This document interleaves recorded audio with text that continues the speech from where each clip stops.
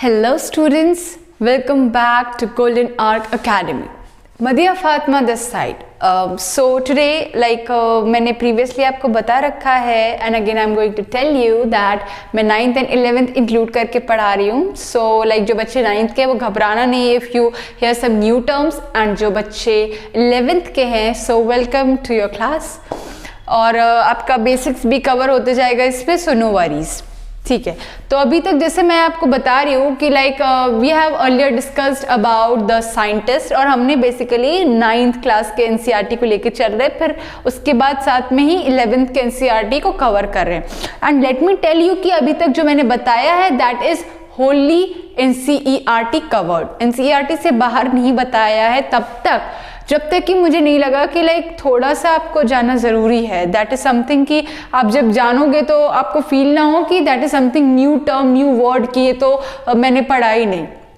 ठीक है, तो फिर मैंने फर्स्ट लेक्चर में आपने बता रखा है about the discovery who discover the cell organelles major part the scientist played. फिर उसके बाद I have discussed about the experiments that is endocytosis about the experiment like hypertonic hypotonic isotonic. और इसको हम लोग कैसे याद कर सकते हैं वैसे, क्योंकि बहुत सारे बच्चों को होता है कन्फ्यूजन कि अभी ये तीनों एक्सपेरिमेंट्स है इसको कैसे याद करें, किस चीज़ को लेकर के याद करें. मतलब there is always a confusion in something that is similar. तो वैसे मैंने आपको प्रीवियस लेक्चर में बता रखा है कि आप एक एक्सपेरिमेंट है इसको कैसे याद कर सकते हो. फिर मैंने और भी एक्सपेरिमेंट्स का एक्सप्लेन किया हुआ है आपको जो आपके एनसीईआरटी में प्रेजेंटली अभी अवेलेबल है. फिर उसके बाद I have shared you about the cell membrane plasma membrane and then I have talked about the cell wall. फिर हमने यूकैरियोटिक एंड प्रोकैरियोटिक के बारे में डिस्कस किया है पूरे एक लेक्चर में और उसको कैसे आप उसको स्पेसिफाई कर सकते हो उसको इलैबोरेटेड फॉर्म में I have discussed over there. फिर उसके बाद we have talked about the cell organelles that is welcome to the world of the cell, जिसमें कि आपको डिफरेंट टाइप्स के सेल ऑर्गेनल्स मिलेंगे और उसका क्या फंक्शन होता है, फिर वो हमारे बॉडी में हमारे मेटाबॉलिज्म में कैसे हेल्प करता है उसके बारे में मैंने बता रखा है. तो firstly we have discussed about the endoplasmic reticulum, उसके टाइप्स है, उसके क्या 3 इंपॉर्टेंट एलिमेंट्स है, उसके क्या फंक्शन है, वो सब मैंने आपको एक्सप्लेन कर रखा है. फिर उसके बाद we have discussed about the Golgi apparatus and उसके फंक्शंस के बारे में. ये पूरा एक छोटा लेक्चर्स एंड टॉपिक्स है, वो आप जाकर के देख सकते हो. वो बच्चे जिनको क्लियर नहीं है और जिनको क्लियर है तो वेरी गुड. तो आज हम लोग आगे पढ़ते हैं विद द टॉपिक, कंटिन्यू करेंगे लाइसोसोम्स का. ठीक है, तो अभी मैं बेसिकली आपको बताऊंगी कि लाइसोसोम्स कैसे फंक्शन करता है और उसके बाद उसका डायग्राम हम लोग बनाएंगे. ठीक है, तो पहले let us draw a diagram. जैसे मान लो आई हैव ड्रॉन हियर, ये आपका सेल है. ठीक है, और अभी इस सेल में मैं आपके सारे सेल ऑर्गेनल्स नहीं ड्रॉ कर रही हूँ.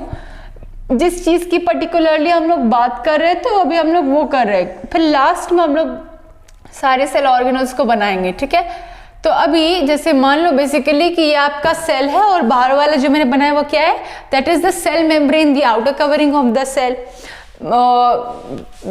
ठीक है, उसके बाद फिर हम लोग जैसे मान लो कि वो प्रोसेस जिससे कि सेल के अंदर कुछ फूड जाता है, मटीरियल जाता है, उसको क्या कहेंगे. This is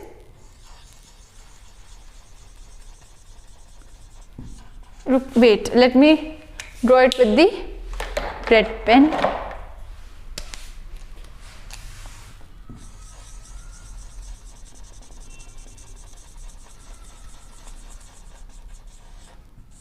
ठीक है, अगर ये फूड अंदर गया तो इसको क्या कहेंगे हम लोग. This will be known as phagocytosis. And what is phagocytosis? Phagocytosis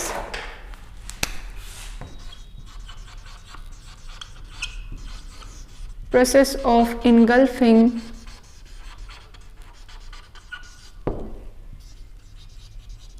large food particles. ठीक है, ये आपका फैगोसाइटोसिस हुआ. अभी फैगोसाइटोसिस के बाद अंदर का मटेरियल में क्या प्रेजेंट होगा आपके, ये आपका हुआ यहाँ पर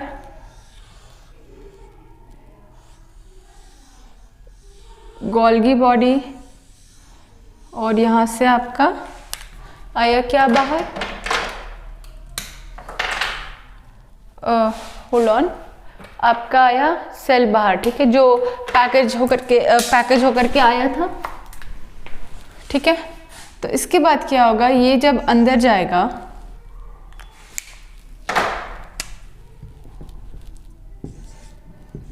ठीक है, ये फिल्टर हो गया। इसको फिल्टर करने वाला कौन है, लाइजोसोम से, मतलब कि ये आपका अलग से फूड नहीं, अलग से जब फूड बाहर से आता है तो ये आपका जो स्ट्रक्चर मैं बना रही हूँ ये है लाइजोसोम, ये है फूड मटेरियल, ठीक है, ये मान लो कि ये फूड है।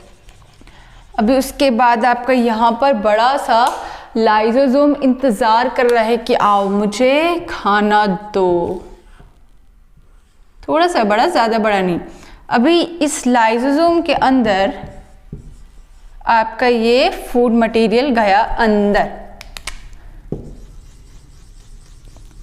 अब उसके बाद क्या करेगा, अब उसके बाद तो वो फिल्टर करेगा मतलब क्या करेगा कि ये फूड पार्टिकल को जो हार्मफुल है उसको करेगा डिस्ट्रॉय। अब डिस्ट्रॉय करके यहाँ पे आपके छोटे छोटे फूड पार्टिकल्स निकले।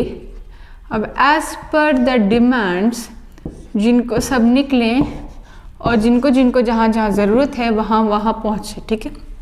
तो अब जब घुसने वाले प्रोसेस को हमने फैगोसाइटोसिस कहा था, जब फूड पार्टिकल्स अंदर घुसे तो उसको फैगोसाइटोसिस कहा, तो अब जब निकलेंगे तो उसको क्या कहेंगे, that will be known as exocytosis, ठीक है।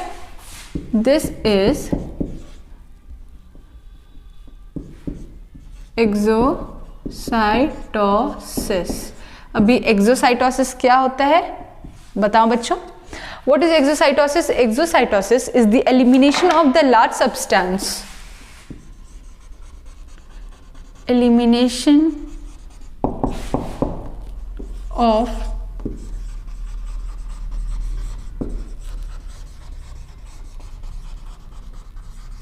large substance, ठीक है। Elimination of large substance by digestive enzyme. तो होपफुली कि आपको यहाँ तक आपका डायग्राम क्लियर होगा कि हमारा फैगोसाइटोसिस से फूड अंदर गया, अंदर जाने के बाद वो उसको मिला कौन, उसको मिला लाइजोसोम्स। दिस इज आपका क्या, दिस इज आपका लाइजोसोम्स। फिर लाइजोसोम क्या किया कि उस फूड पार्टिकल्स को छोटे छोटे टुकड़ों पे भेजा। फिर किस प्रोसेस से फूड पार्टिकल बाहर निकला आपका, एक्सोसाइटोसिस। और एक्सोसाइटोसिस का मतलब क्या होता है कि elimination of large substance by the digestive enzyme, मतलब कि उन फूड पार्टिकल को अलग करना जो कि डाइजेस्टिव एंजाइम से बन करके आए हैं कि आप उस पर्टिकुलर आप सेल ऑर्गेनल्स को पहुंचा सकते हो, ठीक है। तो होपफुली कि यहाँ तक आपको डायग्राम क्लियर होगा बच्चों। तो अब हम लोग देखते हैं about the function of what? Function of lysosomes, ठीक है। तो अभी आप टॉपिक डालो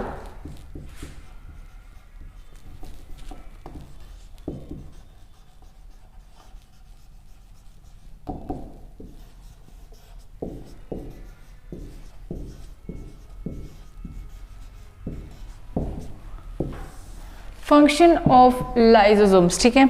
अगर हम लोग पहले फंक्शन की बात करें तो आपको क्या कंक्लूड हो रहा है कि क्या इसके बेसिक फंक्शंस हैं। तो मैं बोल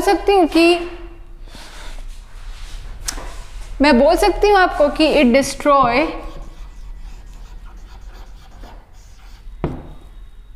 बैक्टीरिया एंड वायरस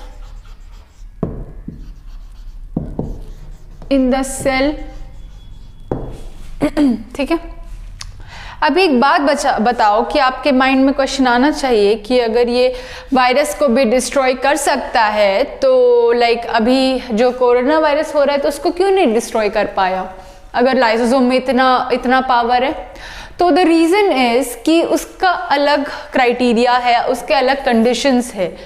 हम लोग जैसे लाइक कफ एंड कोल्ड होता है तो क्या हम लोग ज़रूरी है कि हम लोग लाइक मतलब मेडिसिन खा कर ठीक हो? कभी कभी ऐसा भी होता है कि लाइक या हमने मेडिसिन ले लिया और हम ठीक हो गए। क्यों? क्योंकि हमारा बॉडी ऑलरेडी अवेयर होता है उस बीमारी के, उस वायरस के। आप अगर आपको कोई नई चीज़ आती है तो वो प्रिपेयर नहीं होता है। आप WBC भी अगर आपको पता होगा कि WBC भी एक सोल्जर की तरह काम करता है। मतलब हमारे बॉडी में भी डिफेंस ऑर्गेनिजम्स हैं जो कि फाइट करे। जस्ट लाइक कि हम लोग ऐड में देखते होंगे कि लाइक एक भी कीटाणु नहीं बचते, तो सिमिलरली वैसा नहीं कह सकते हम लोग कि एक भी वायरस ह्यूमन बॉडी में नहीं बचते हैं, रहते हैं। बट वो क्यों? क्योंकि वो उस टाइम के लिए अपने बॉडी, हमारा जो बॉडी है उसको प्रिपेयर कर सके कि फाइट बैक कैसे करना है। फिर उसके बाद जब अगेन वो चीज़ आएगा तो उसको वो फाइट बैक करके हटा देते हैं। और अगर कोई पावरफुल वायरस आ गया जो आपको पता नहीं था पहले से कभी कि ऐसा भी वायरस आ सकता है, तो उसके लिए कभी कभी आपका WBC, कभी कभी आपका जो ऑर्गेनिजम्स है जो कि वायरस को डिस्ट्रॉय करते हैं वो वीक पड़ जाता है। ठीक है, तो यहाँ तक हमारा पहला पॉइंट क्या हुआ? Destroy bacteria and virus in the cell के अंदर। अभी दूसरा पॉइंट देखेंगे in lysosome and that is कि it helps in intracellular digestion. That is very important. ठीक है, second point, it helps in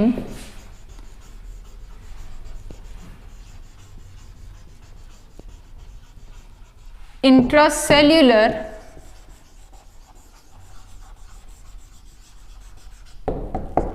digestion. ठीक है, मतलब कि एक सेल है, और अभी मैंने बताया था कि लाइसोसोम्स के बारे में आपको तो क्लियर ही है कि वो डाइजेशन में हेल्प करता है। वो मतलब एनी काइंड ऑफ बायोमोलिक्यूल्स को वो ब्रेक डाउन कर सकता है। मैंने प्रीवियस लेक्चर में आपको बताया था जब मैं लाइसोसोम के बारे में बता रही थी, उसमें आप देखोगे तो आई हैव सेड कि मेम्ब्रेन बाउंड ऑर्गेनेल है जो कि जिसमें कि डाइजेस्टिव एंजाइम बेसिकली प्रेजेंट होते हैं, और उसमें वो ब्रेक डाउन किस चीज़ का करता है?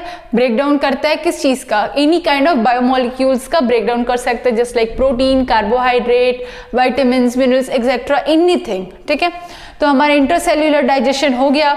अभी तीसरा एंड वेरी इंपॉर्टेंट पॉइंट कि अगर मैं आपसे पूछूं कि लाइसोसोम्स को हम लोग और क्या कह सकते हैं, तो व्हाट विल यू आंसर? बहुत सारे बच्चे जानते भी होंगे कि इसको दूसरे नाम से भी जाना जाता है, और ये सबसे ज्यादा मोस्ट आस्क्ड क्वेश्चन है। ठीक है, तो इसको हम लोग कह सकते हैं कि लाइसोसोम इट इज, जिनके माइंड में आ गया होगा आंसर वेरी गुड, और जिनके माइंड में नहीं आया होगा कोई बात नहीं, इधर ध्यान दो। It is also known as what? Let me highlight. Suicidal bag. ठीक है, अब ये बताओ मुझे कि इसको सुसाइडल बैग टर्म क्यों दिया गया है? वोट इन केस कि क्या लाइसोसोम्स जब उसको खाना नहीं मिलता है तो सुसाइड कर लेता है, या फिर जब उसको खाने मिलता है तब सुसाइड करता है? तो ऐसा कोई सीन नहीं है। यहाँ पर क्या होता है बेसिकली कि सुसाइडल बैग इस पर्पस पे कहा गया है कि मान लो कि आपका कोई सेल ऑर्गेनल है। ठीक है, तो सेल ऑर्गेनल की भी अपनी लाइफ होती है। तो कभी कभी ऐसा होता है कि एक सेल में एक सेल ऑर्गेनल मर गया, तो अगर तो उसको हटाने के लिए तो कुछ चाहिए ना, उसको सफाई चाहिए सेल को। तो उसके लिए क्या काम करेगा? वहां पर आपका लाइसोसोम काम करेगा। और लाइसोसोम कैसे काम करेगा कि वो सेल में रह करके ही सेल ऑर्गेनल को खाएगा। मतलब कि अपने ही घर में रह करके ही अपने आप को, अपने किसी पार्ट को खाएगा। तो इसीलिए इसको टर्म कहा गया है क्या? Suicidal bag. तो यहाँ तक क्लियर है कि why it is known as suicidal bag. तो चलो अब आप इसका हम लोग कुछ लाइंस लिखते हैं कि why it is known as suicidal bags.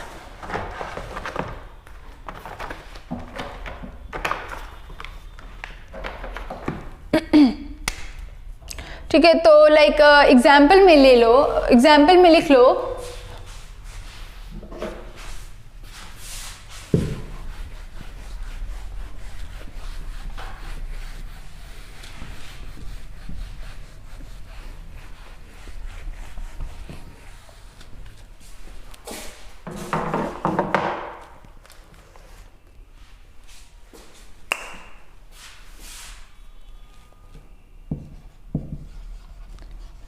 For example,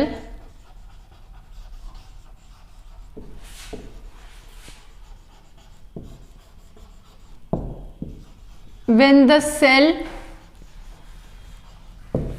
I guess कि ये क्लियरली विजिबल नहीं हो रहा होगा आप लोगों को,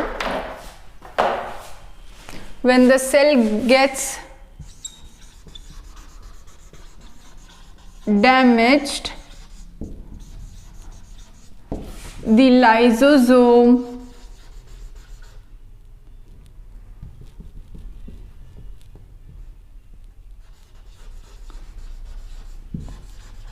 burst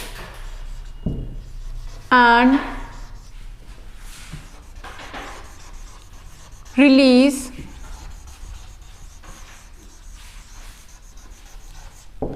digestive enzyme।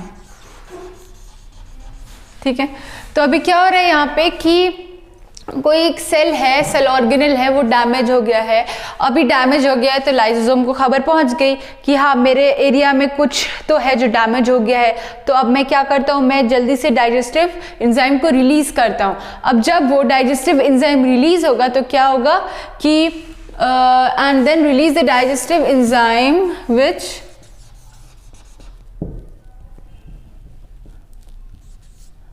Digest it's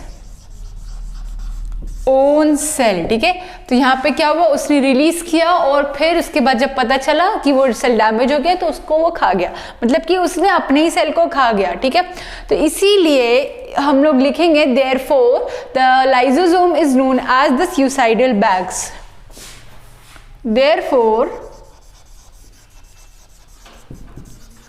lysosome is known as what? It is known as suicidal bag। ठीक है, यहाँ तक होपफुली क्लियर होगा। तो इसी के साथ बच्चों अभी हमारा ये टॉपिक होता है ओवर। ठीक है, तो हमने अभी तक लाइसोसोम्स के बारे में पढ़ा, उसके फंक्शंस के बारे में पढ़ा। तो होप कि आप लोगों को यहाँ तक क्लियर होगा। कुछ भी डाउट्स हो feel free to ask in the comment section below. Video पसंद आए तो लाइक ज़रूर करना, सब्सक्राइब करना एंड अपने फ्रेंड्स को शेयर ज़रूर करना। So for now I may ask you for a leave. Bye bye, take care.